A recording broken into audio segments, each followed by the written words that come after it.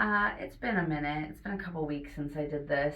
I know I said I would try to get this all done before Christmas, but I have three small children, two of which are in kindergarten, and there's a lot more that has to be done at this time of year once your kids are in school than I realized. So, been a bit busy. I actually just was at their school building a gingerbread house with twin number two. Twin number one was yesterday, so at least that's done now. My presents are wrapped, my cookies are baked, my gifts have been given out for teachers, bus driver, garbage man, and mailman. And so I mostly am done with everything now until actual Christmas Eve. So just figured I'd run down here and at least get the cutting and the truing video done.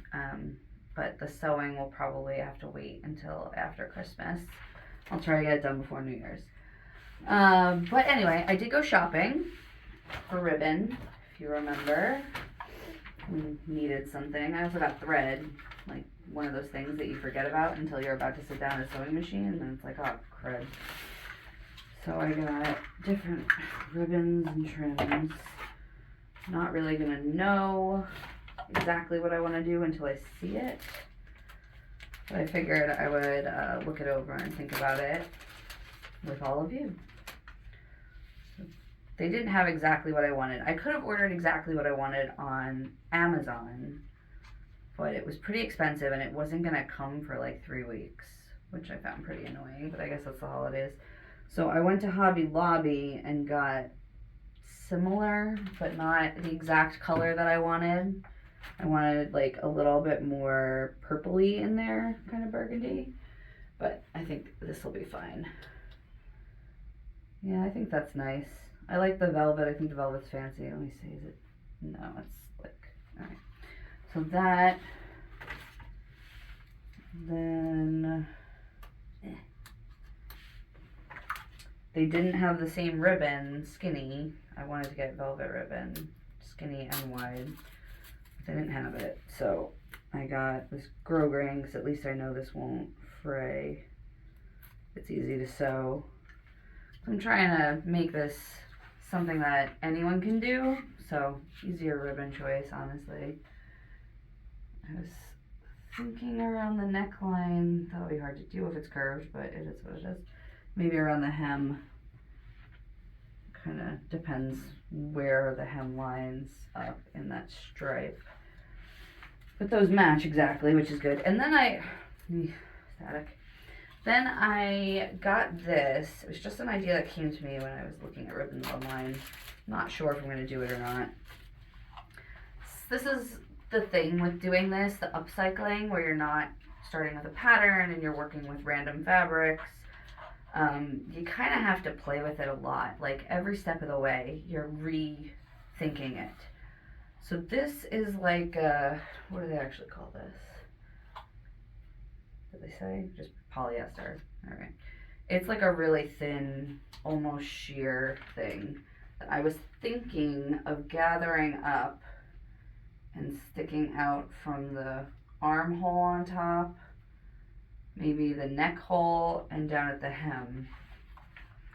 So this would be gathered ruffle, and then this, like an inch up, would be a trim, like half an inch out, and then that would be a wide belt. I think I like putting the red in various places. I think will help it tie all together and pull from the tiny bit of red stripe that's in there. So anyway, those are the things that I bought. Once I actually sew the dress, I mean the trims are the last thing to happen anyway. So once I sew the dress, we'll start with one and then go from there and keep adding until we think it looks done. Now, I'll just toss these under here for now. So we have to take this off the form, but first you want to make sure that everything you need to have marked is marked in the chalk, which I'm not even seeing right now. What the heck did I do with my chalk wheel? There's the lining fabric. Oh, there it is. That's extra fabric. I need to get a garbage can in here, but until then I'll just drop it on the floor. That's what we did in college, and it was always like just surrounded by scraps. So here's my handy dandy chalk wheel. Sorry, I'm watching a lot of Blue's Clues. So I did my neckline kind of, and I actually really like that, the rounded neckline. I think this is going to go wide shoulder, but not, so it'd be like here. Yeah, so just, this thing gets like jammed up in one direction. Yeah, there we go. Ooh, chalky.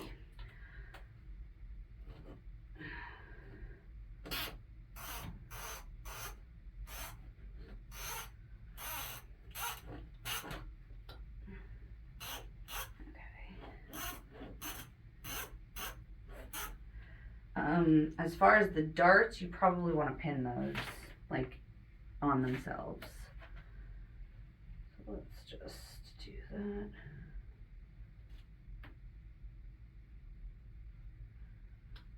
When you lay it all down, you'll be able to figure it out better.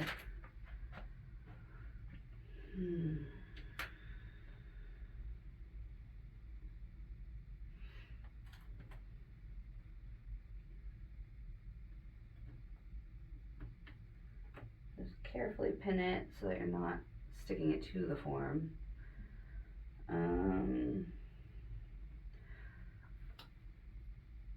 If you were going to, I'm not going to do this, but if you were going to like permanently gather the waist with an elastic or a drawstring, you would need to measure what it's gathered to and then put notches. Here, I'll notch anyway, so you can see what I mean.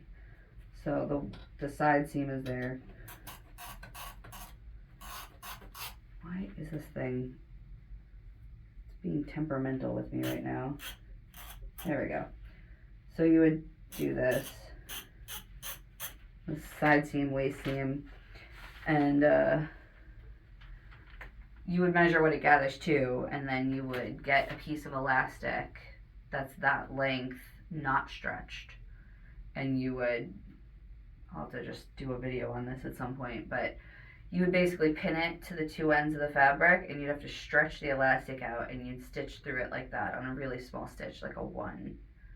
And then when you let go, it'll be all gathered up, and it'll be fairly evenly too. I mean, you'll want to pin periodically with it stretched out, but for the most part, that's the easiest, fastest way to do like a staying like gathers that aren't going to move around but still have the flexibility to put the item on without a zipper. Alright, so let's do this.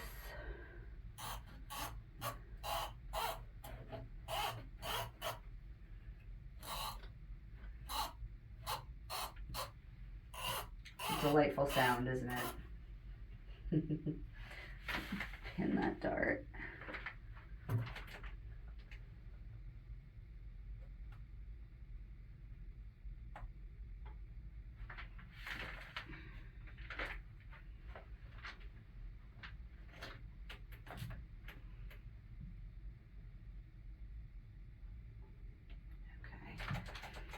Okay.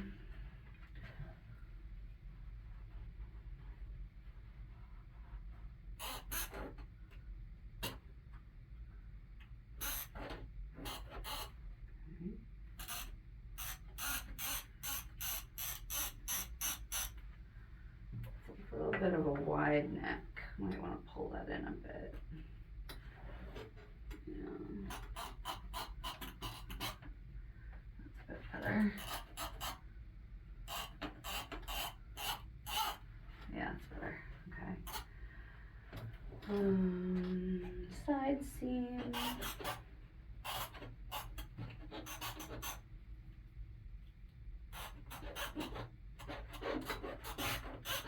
This thing just keeps getting jammed. Ugh. I might need to invest in a new chalk wheel because the chalk is like falling out when I hold it upright. I don't know if you can see that. Yeah, there. But it's not printing very well. Alright, hem I can worry about later. I do have to wonder about it. Center front, I mean, I know where that is. I'll just mark it with a pin. I don't know if you can see that. So I just marked center front there. Waistline, do that on this side.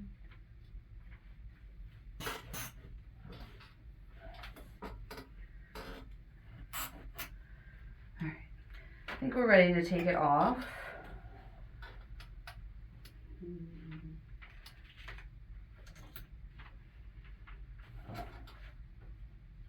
Yeah, it's a little low too.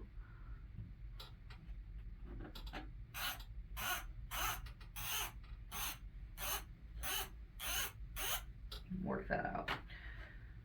Pins.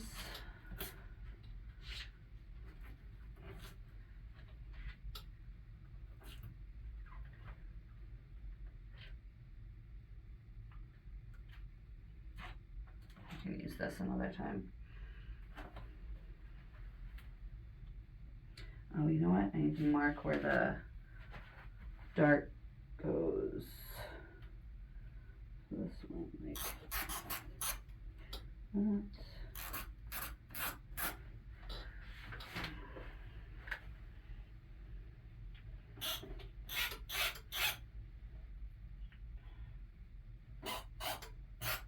Okay.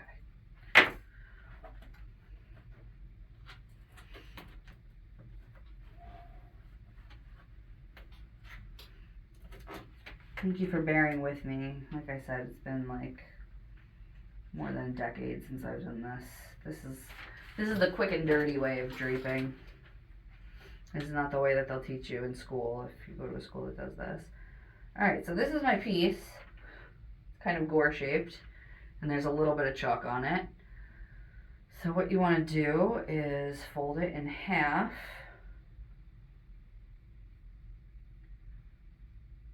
It might even help you to like iron it in half, just for the sake of this.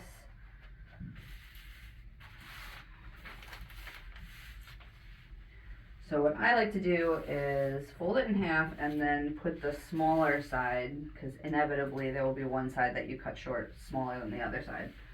Put that side on top, because you obviously can't go bigger than that if the fabric's not there. Line up the pattern as best you can, because that was something we wanted to do. Just try and make that pattern even.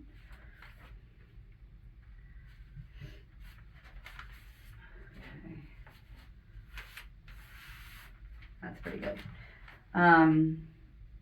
There is no fancy way to do this. At this point, I mean, if you're going to be doing this, it's really a good idea if you have the basics of patterning down. So you know, like, all your seams should meet at a right angle. And just, once you have that down, the right angles, then you should have, you know, the curves set a little bit better. Like center back, center front have to be right angles. Where the armhole meets the side seam and where the armhole meets the shoulder seam should be right angles. So once you have that, you can look at it and kind of figure it out. And then you want to cut around it however much seam allowance you want to leave. Maybe an inch, because it's your first time doing this. So, like, I don't even see a line there. My chalk line is crappy. And then for things like armholes, you'll probably take some measurements anyway. But let's see here. So this pattern is not lining up. It's like it's not symmetrical. It's close. Yeah, it's not symmetrical. That's alright. Up and down, it's good, because those stripes go around, but the vertical stripes are not the same. Alright, so that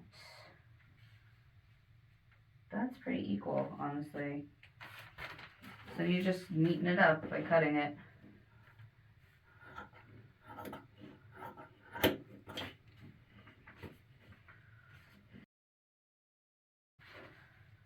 I don't know if you can hear that, the cutting sound, but I love that. And you have good fabric scissors and it just like crunches so perfectly.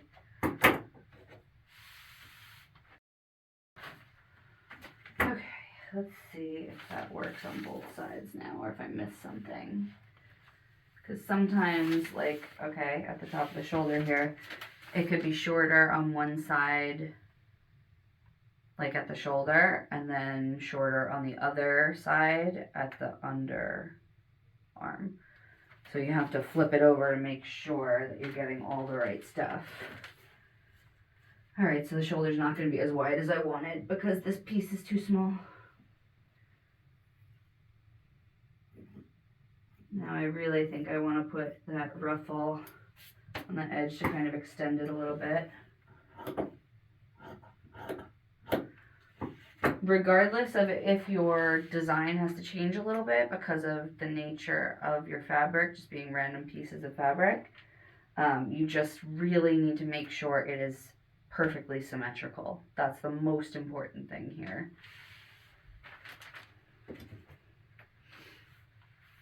Okay.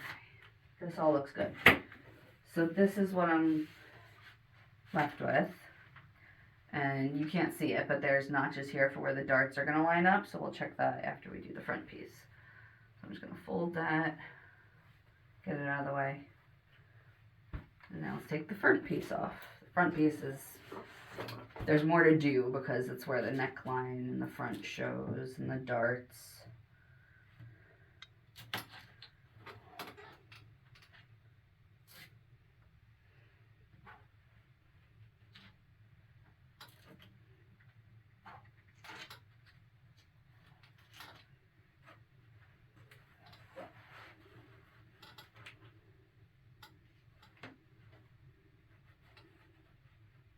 That one got stuck.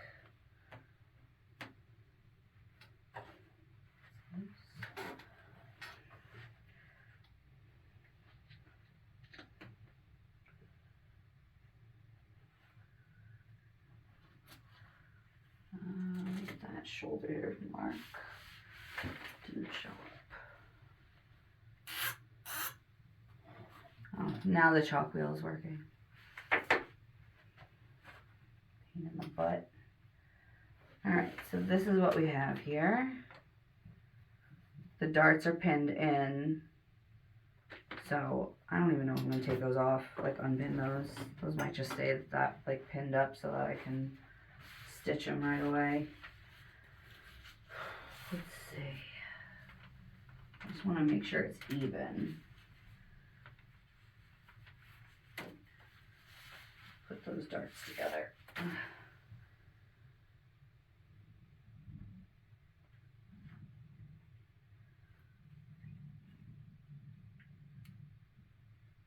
Which side seam? There's this. Oh, this side seam is in a bit more. Okay. Side seam, dart. It's the same amount of dart, so that's good. I did that the same. But this side goes a bit longer, so I just want to maybe pin that one over a bit more. It looks like it can go longer, honestly, so I'll just leave it. I know what I'm doing when I sew it, so I'll figure that out. Okay. Now, we'll leave those pinned in. And we'll fold this one in half, just like we did the other one.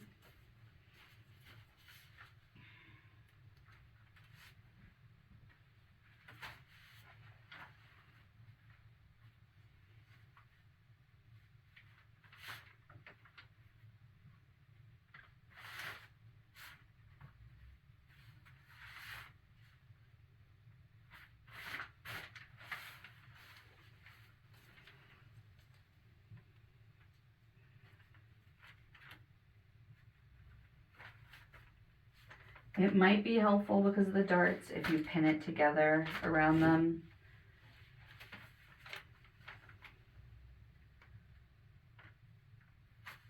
so you don't have to futz with them a lot. I use a lot of weird words, I know, sorry. Yeah, that's pretty good. So now, those go about the same. No, the other side is smaller except for there. All right, let's just do this a little bit.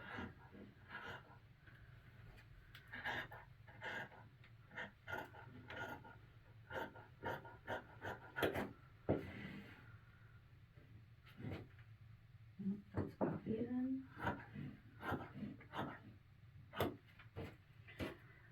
The places you generally want to have more seam allowance are the main seams, shoulder seam, side seam. Those get about an inch or more if you can. Neckline, the round things, neckline and armhole, you probably have to do less. You can start with an inch, like just now looking at it, but you'll want to trim that up. And then hem, I mean, just leave it as long as you can because that's not a big deal. That's something you're going to be checking over and over before you actually go to cut it and sew it. Alright, so that is pretty even. Now, the only other thing, we want to put these together and see what they look like. Make sure you want to put the shoulder seams together. This is like the easiest way to true it. Make sure you have the neck hole go in the same direction, obviously. So I'm going to lay that there.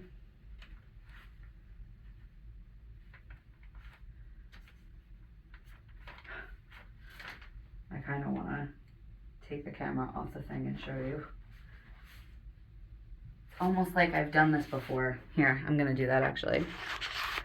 Hopefully I don't turn it off by accident. Alright, look at this. Is that not a gorgeous C-curve arm neck hole? And then honestly, the armhole isn't bad either. Let's see here. Like I knew what I was doing. So that's what you want. Right angle. Right angle. These are right angles. This one, it's got to curve a little bit more there. Let's see if I can do this. My chalk wheel has not been nice though. There, like that. Beautiful. All right, now I'm going to try to put you back without dropping you.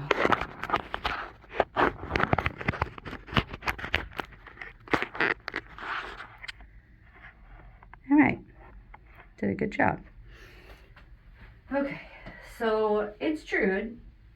So now the thing that you need to do is cut out the lining. You're going to use those pieces to do that.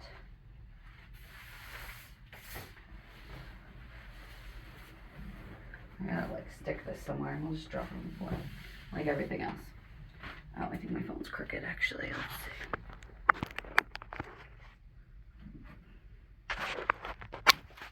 That's better. Alright. Don't mind me getting all up in your face just now. So I just want to, those little like tacks that they had on a comforter, I want to make sure I'm not near any ripped ones. Those all look like they're still together. All right. You're going to fold your fabric in half.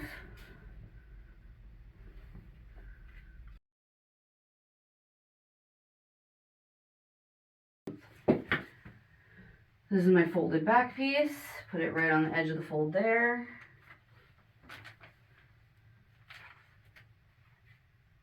And then I just cut it out. Front has to get cut out.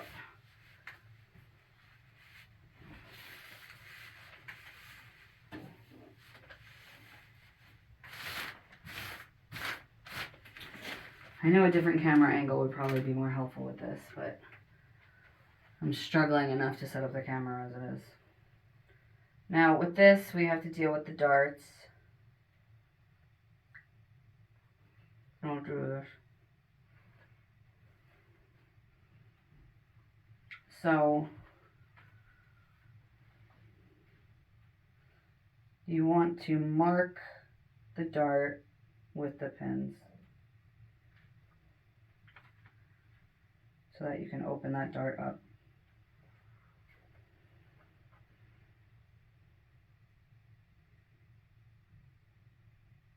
I'll show you what I mean when I'm done. I'll let you look closer.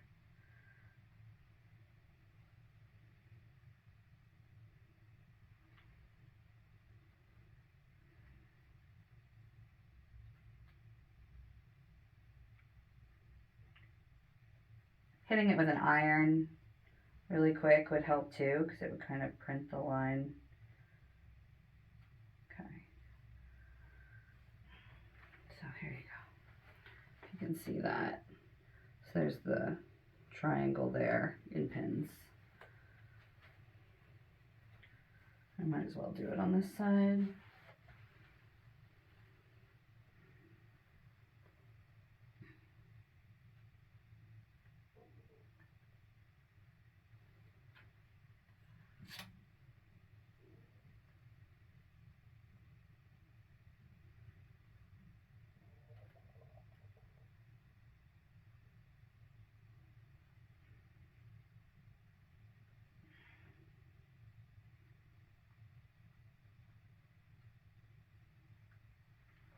Something to be aware of if you're ironing something with pins in it.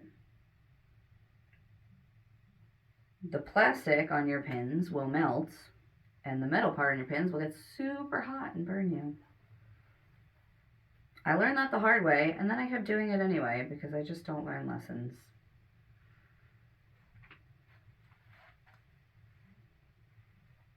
All right. Now that that's ready, you put that fold on the fold.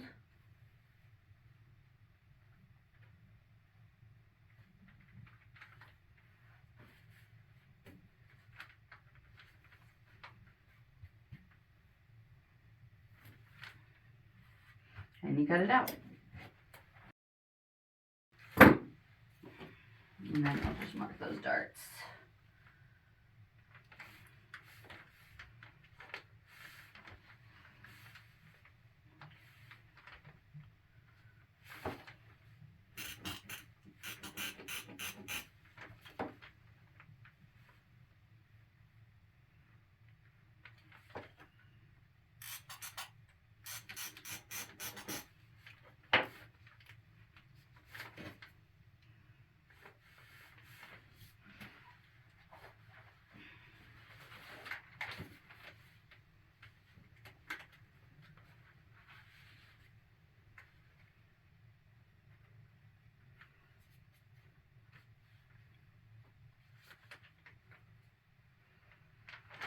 So you see what I'm doing here? I'm folding the top fabric, the nice fabric that the dart is pinned into. I'm folding it at that dart line and tracing it with the chalk wheel onto the liner.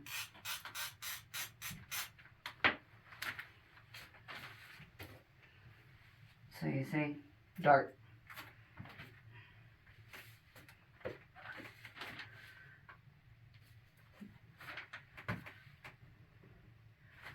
Okay, so that's all I'm going to do for today. The next step, I'm not sure if you can see it in the camera right now. I dug my serger out from the attic. Ooh, I didn't even acknowledge, I changed the room a little bit. I had gotten rid of all of my sewing and draping stuff a few years ago because we didn't have this room available and I needed my other room for an office.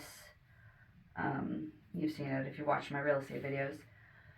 So whatever, we decided to set up this room. So we set up the table. There's cork on this side for patterning and sometimes cutting. You need to push pin. That side is no cork. And I have my serger and my domestic sewing machine. I have an industrial sewing machine, but it needs to get serviced. I broke it years ago. It's just the timing is off of the bobbin, the needle going into the bobbin. So they crash right now, and that's obviously terrible. So this is what I'm working with right now. So the next step will be to serge all the edges. That's why I don't worry. Like each step gets cleaner and cleaner when you do it like this. So you don't need to super stress out because there's usually another step that'll clean it up more. So when you take it off the form, then you're going to lay it down and even it out. And then you cut it out and you cut out the lining and evens it out. And then you go on the serger and that cuts it more and finishes the edges. If you don't have a serger, I suggest you get one.